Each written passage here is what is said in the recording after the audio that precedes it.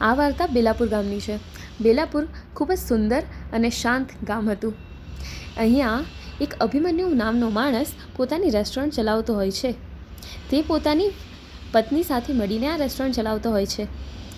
અહીંયા પોતાના ગ્રાહકોને તે ખૂબ જ સારી રીતે ખવડાવતો હોય છે અને ગ્રાહકોને તેનું જમવાનું ખૂબ જ ભાવતું હોય છે, કારણ કે અભિમન્યુની પત્ની પોતે અહીંયા જમવાનું બનાવતી હોય છે. એક દિવસ ગામની બેંકનો મેનેજર પોતાની પત્ની સાથે અભિમન્યુની રેસ્ટોરન્ટમાં આવે છે અને કહે છે કે મેં તારા રેસ્ટોરન્ટના ઘણા વખાણ સાંભળ્યા છે, તો એટલે આજે હું મારી પત્નીને લઈને આવ્યો છું તારા રેસ્ટોરન્ટમાં તારું જમવાનું ચાખવા માટે.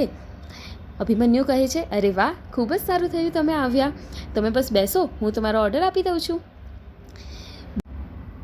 બેંકનો મેનેજર કહે છે કે ચલ જલ્દી ટેસ્ટી ખાવાનું લઈ આવ. બેંકના મેનેજર અને તેની પત્નીને અભિમન્યુની રેસ્ટોરન્ટનું જમવાનું ખૂબ જ પસંદ આવે છે.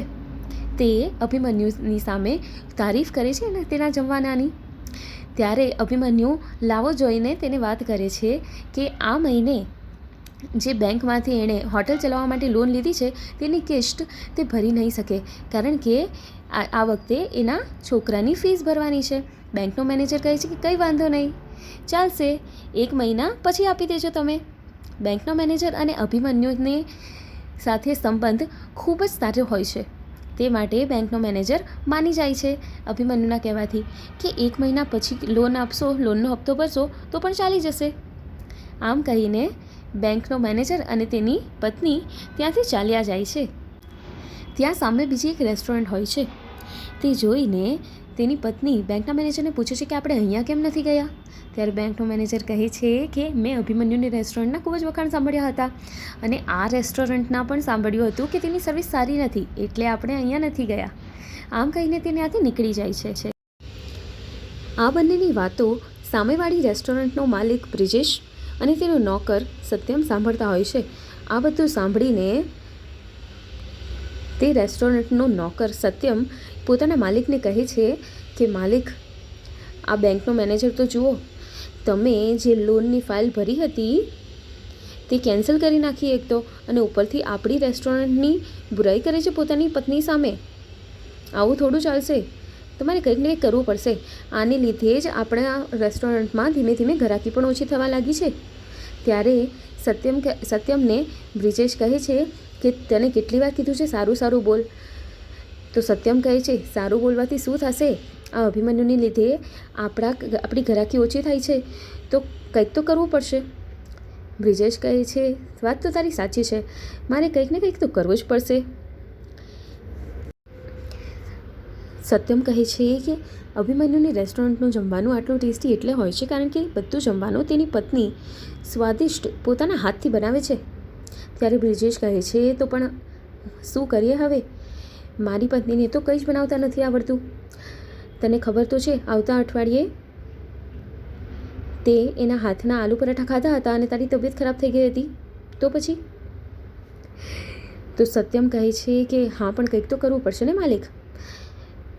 બ્રિજેશ કહે છે, તું ટેન્શન ના લે, આ બેંકનો મેનેજર થોડા દિવસનો જ છે. ત્યાં નવા મેનેજરની પોસ્ટ થવાની છે જે મારો દૂરનો રિશ્તેદાર છે. બસ એને કહીને કંઈક ને કંઈક કરી દઈશું આપણે અને આ અભિમન્યુની રેસ્ટોરન્ટને બંધ કરાવીને દઈશું. આટલી વાત થાય ત્યાં સુધીમાં બ્રિજેશની રેસ્ટોરન્ટમાં એક માણસ દાખલ થાય છે. આ માણસના કપડાં ખૂબ જ મેલા હોય છે, જેમ કે કેટલાય દિવસથી ના ધોયા હોય. તે માણસ એક ટેબલ પર બેસે છે અને ઓર્ડર કરે છે કે ભૈયા એક બર્ગર और एक कॉफ़ी लेके आओ. તેની વાત સાંભળીને સત્યમ ત્યાં આવે છે અને જોવે છે એના મેલા કપડાં અને બોલે છે, અરે તમને ખબર નથી પડતી, આટલી સારી રેસ્ટોરન્ટમાં આટલા ગંદા કપડાં પહેરીને આવો છો, કોણે અંદર ઘૂસવા દીધા તમે, ચલો બહાર નીકળો. આ વાત સાંભળીને કસ્ટમર ખૂબ જ ગુસ્સે થઈ જાય છે અને બોલે છે,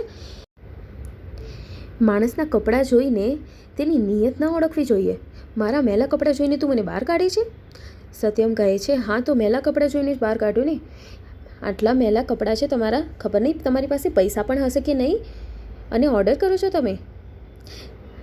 આ સાંભળીને કસ્ટમર હજી ગુસ્સે થઈ જાય છે અને કહે છે કે તારા માલિકે તને કંઈ શીખવાડ્યું છે કે નહીં. આવેલા કસ્ટમર સાથે તમે આવી રીતે વ્યવહાર કરો છો? ક્યાં છે તારો માલિક? બોલાવતું એને, મારે તારી ફરિયાદ કરવી છે તેને. સત્યમ કહે છે, હા હા, હમણાં બોલાવું છું મારા માલિકને. તમે શું મારી ફરિયાદ કરશો? એટલી વાતમાં આ બધું સાંભળીને બ્રિજેશ ત્યાં આવી જાય છે અને સત્યમને પૂછે છે કે શું થયું. સત્યમ કહે છે કે આ માણસ આટલા ગંદા કપડાં પહેરીને આપણી રેસ્ટોરન્ટમાં ઘૂસી આવ્યો છે. ખબર નહીં એની પાસે પૈસા છે કે નહીં. અને ઉપરથી તમારી પણ આમ તેમ બોલે છે કે તમે મને કંઈ શીખવાડ્યું છે કે નહીં, મને કંઈ ઘરાક સંભાળતા આવડતું નથી એવું કહે છે. આ બધું સાંભળીને કસ્ટમર બોલવા માંડે છે કે આ મારા મેલા કપડાં જોઈને મને અહીંયાથી નીકાળે છે, જ્યારે કે હું અહીંયા કસ્ટમર બનીને આવ્યો છું.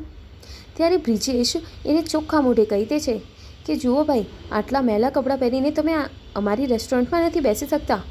ખબર નહીં તમારી પાસે પૈસા હશે કે નહીં, તમારા મેલા કપડાં સાફ કરવાના તો પૈસા નથી તમારી પાસે. આ બધું સાંભળીને કસ્ટમર ખૂબ જ ગુસ્સે થઈ જાય છે અને ત્યાંથી નીકળી જાય છે.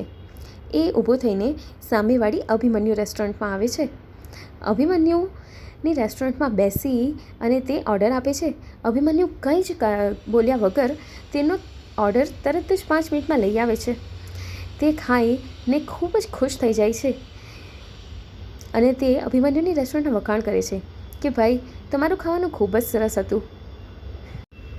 મેં તમારી હોટલના ખૂબ જ વખાણ સાંભળ્યા હતા, પણ જેટલા વખાણ સાંભળ્યા હતા તેના કરતાં પણ ખૂબ જ સારી છે તમારી રેસ્ટોરન્ટ અને સર્વિસ. આમ કહીને અભિમન્યુ બિલ આપે છે તે કસ્ટમરને. ત્યારે કસ્ટમર કહે છે કે અરે, મારી પાસે પૈસા તો નથી, હું આવતા જતાં આપી જઈશ. ત્યારે અભિમન્યુ કહે છે કે કોઈ વાંધો નથી, તમને મરજી પડે એટલે તમે આવતા જતાં ક્યારે પણ પૈસા આપી દેજો. ત્યારે પેલો ઘરાક કહે છે કે એ બધી વાત તો ઠીક, પણ હું એમને નહીં જાઉં, કંઈક ને કંઈક તો આપીને જ જઈશ તમને. એમ કહીને એક પોતાના ખિસ્સામાંથી એક વસ્તુ કાઢે છે જે એકદમ હીરા જેવું દેખાતું હોય છે અને અભિમન્યુના હાથમાં મૂકી દે છે. અભિમન્યુ કહી પડે છે કે અરે, આ શું છે? એક હીરો? મને આ નથી જોઈતું, મને ખાલી મારા પૈસા આપી દો. ત્યારે પેલો ઘરાક કહે છે કે આની તને જરૂર પડશે, આ તો તારી પાસે રાખ, આ એક હીરો નથી, આ એક ગેજેટ છે જેની તને થોડા સમયમાં જરૂર પડવાની છે. આમ કહીને તે પોતાનું ગેજેટ અભિમન્યુને હાથમાં આપીને ત્યાંથી ચાલતું બને છે.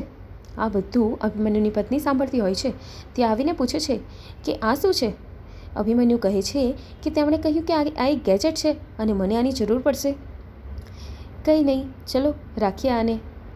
અભિમન્યુની પત્ની કહે છે કે જોજો હા, ખબર નહીં શું હશે એ, આપણે ટેન્શન નથી લેવું કંઈ. અભિમન્યુ કહે છે ના ના, એ માણસ સારો હતો, એ આવું તેવું કંઈ નહીં કરશે. તેમ કહીને આ વાતને રફાદફા કરે છે. જોજો તમે, થોડા દિવસો થઈ જાય છે અને બેંકના મેનેજરની પોસ્ટ બદલાઈ જાય છે. ત્યાં નવો મેનેજર આવી જાય છે જે બ્રિજેશનો દૂરનો ઓળખીતો હોય છે. બ્રિજેશ એક દિવસ સવારમાં તેને મળવા આવી પહોંચે છે બેંકમાં.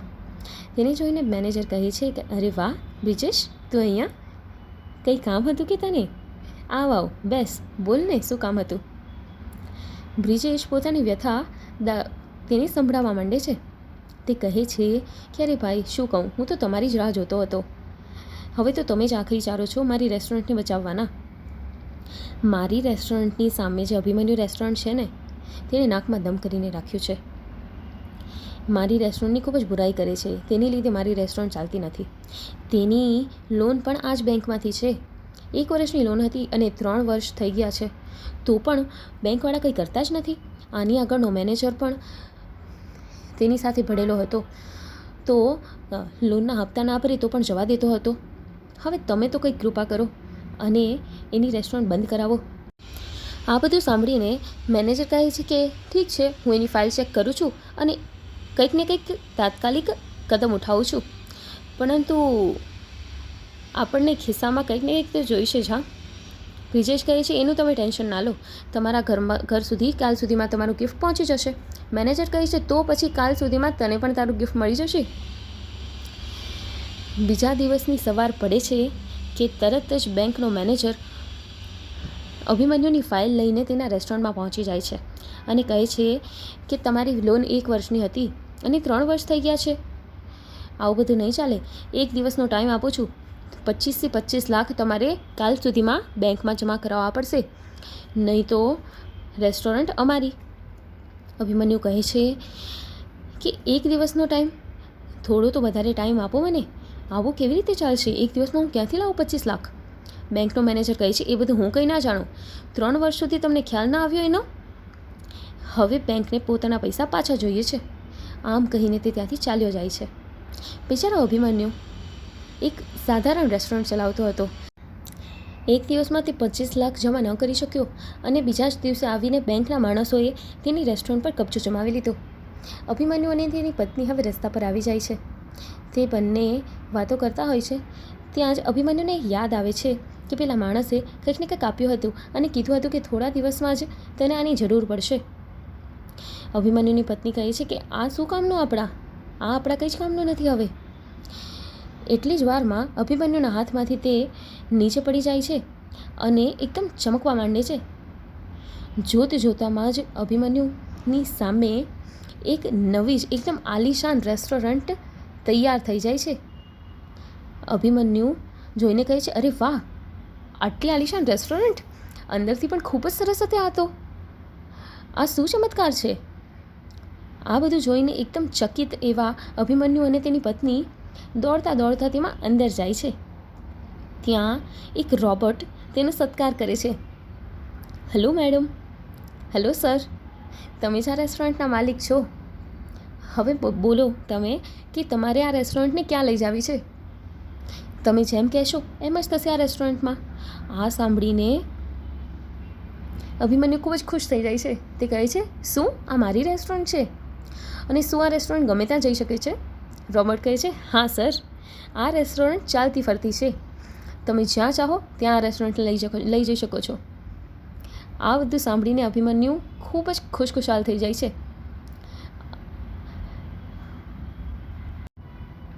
આ સાંભળતાની સાથે જ અભિમન્યુ સમજી જાય છે કે તે માણસ બીજું કોઈ નહીં પણ એક સાયન્ટિસ્ટ હતો અને આ ટેકનોલોજીની એક નવી જ ખોજ છે. આ રેસ્ટોરન્ટ ચાલતા ચાલતા ગમે ત્યાં જઈ શકતી હતી. એની માટે આ રેસ્ટોરન્ટ આજુબાજુના ગામમાં ખૂબ જ પ્રસિદ્ધ થઈ જાય છે અને અભિમન્યુની રેસ્ટોરન્ટ ખૂબ જ ચાલવા માંડે છે. તેને ખૂબ જ સારો નફો થાય છે. આ નફાથી તે દિવસે ને દિવસે બેંકની જે કરજો હતો તે પણ ચૂકવતો જાય છે. સત્યમ અને બ્રિજેશ પાછા કહે છે કે અરે, આ શું થઈ ગયું? ખૂબ જ જે ચાલ બનાવી હતી તે તો ઊંધી જ પડી ગઈ. આ ચાલતી ફરતી રેસ્ટોરન્ટ ખબર નહીં ક્યાંથી આવી ગઈ અભિમન્યુ પાસે. સત્યમ કહે છે કે હવે પહેલાં તો અભિમન્યુની રેસ્ટોરન્ટ સામે જ રહેતી હતી, હવે તો ચાલતી ફરતી રેસ્ટોરન્ટ છે. હવે શું કરશો તમે?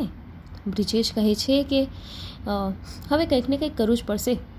તે સત્યમને આ ચાલતી ફરતી રેસ્ટોરન્ટને પોતાના ઘર પાસે બોલાવવાનું કહે છે અને ત્યારબાદ ઘર પાસે બોલાવીને તેમાં અંદર ઘૂસીને તેને બોમ્બથી ફોડી નાખવાનો વિચાર કરે છે.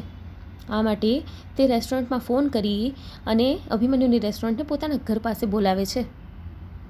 અભિમન્યુની રેસ્ટોરન્ટ સત્યમના ઘર પાસે આવી કે તરત જ સત્યમ અને બ્રિજેશ તે બંને રેસ્ટોરન્ટમાં ચૂપચાપ ઘૂસી જાય છે. તેના હાથમાં ખૂબ જ મોટો બોમ્બ હોય છે. તે લોકોના અંદર દાખલ થતાં જ રેસ્ટોરન્ટમાં સાયરન વાગવા માંડે છે અને રોબોટની ટીમ ત્યાં આવી પહોંચે છે. સત્યમ અને બ્રિજેશ કહે છે, આ શું? ત્યાં સુધીમાં અભિમન્યુ અને તેની પત્ની પણ આવી પહોંચે છે ત્યાં અને રોબોટ્સ બોલે છે કે આના હાથમાં બોમ્બ છે, હવે શું કરીએ? અભિમન્યુ કહે છે, મને લાગ્યું જ હતું કે તું આવું કંઈક ને કંઈક કરીશ જ. ત્યાં સુધીમાં પેલો માણસ, પેલો વૈજ્ઞાનિક બાજુમાંથી ચાલતો ચાલતો ત્યાં આવી પહોંચે છે અને કહે છે કે હું એક બહુ મોટો વૈજ્ઞાનિક છું. મેં આ ચાલતા ફરતા રેસ્ટોરન્ટની ખોજ કરી છે. તે જ્યારે મને તારા રેસ્ટોરન્ટમાંથી કાઢ્યો ત્યારે જ મને ખબર હતી કે તું આવું કંઈક ને કંઈક કરીશ જ.